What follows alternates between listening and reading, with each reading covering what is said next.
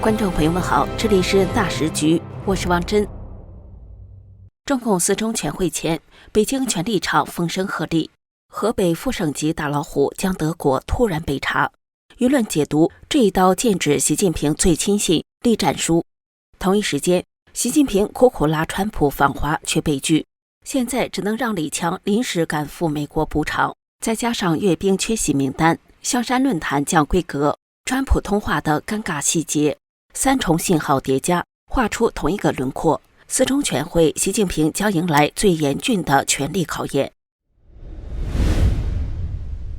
北京时间9月20号，中共中央纪委官网发布通报，已退休7年多的河北省政协原副主席江德国，因涉嫌严重违纪违法，正接受纪律审查和监督调查。这是今年以来第44名落马的中管干部。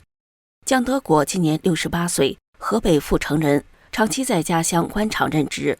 2012年中共18大后，他接任唐山市委书记，之后升任河北省副省长。2017年调任省政协副主席，2018年提前退休。唐山政坛过去几年震动不断，从2000年以来，已有3任市委书记接连落马，江德国的名字如今也被划入唐山名单。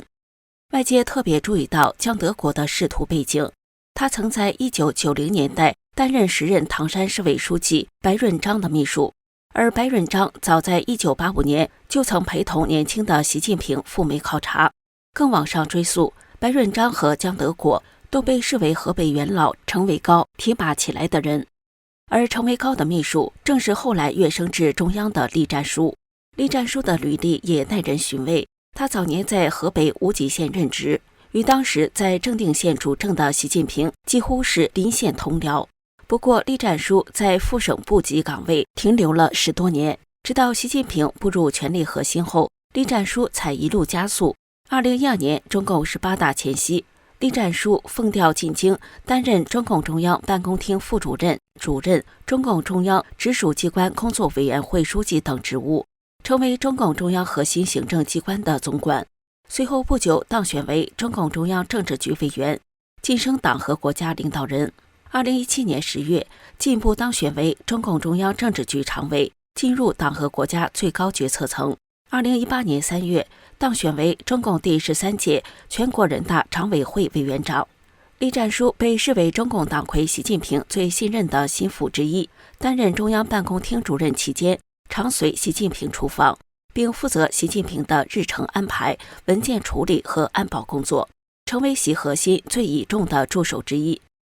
2022年10月，在中共20大闭幕会上，中共前党魁胡锦涛发现被选举人名单异常时，被坐在旁边的栗战书拦下，不给他看最终的人选名单。最后习近平命人将胡锦涛直接架离大会现场，让胡锦涛当众蒙羞。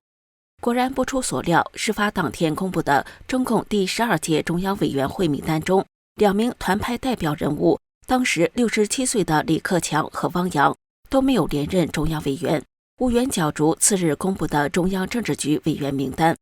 团派的李克强、汪洋和胡春华全部被踢出权力核心。正因这层历史关系，在盛传胡锦涛重新回到权力核心，目前在幕后操纵中共政局的当下，有舆论将江德国案解读为突破口，认为或许触动到栗战书这位曾被视为习近平左右膀的重量级人物。尤其是江德国早已退休6年，如今仍被调查，这种跨越时限的追责，被视为在中共四中全会前权力重新洗牌的信号。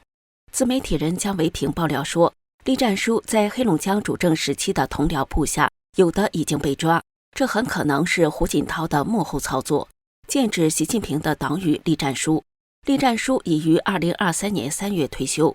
要判断习近平的权力状态，外界普遍从3个面向寻找线索：军事场面、军事外交平台以及中美互动。9月3号举行的抗战胜利80周年纪念阅兵，习近平与普京、金正恩同登天安门城楼，场面壮观。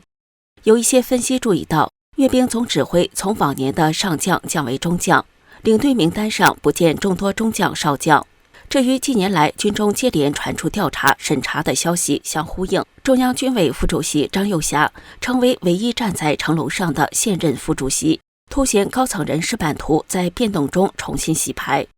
9月中举办的北京香山论坛，理应是展示中国国防外交的窗口。今年参会代表超过1800人，但与往年不同的是，习近平并未像过去那样发贺信或定调。论坛现场的主讲人国防部长董军官衔相对轻，也未能取得中央军委委员或国务院委员头衔，与往年国防部长的政治地位差距明显。此外，美方出席的层级较去年降低，表明中美军事互信仍在低谷，习在外交与军权之间的筹码并不充裕。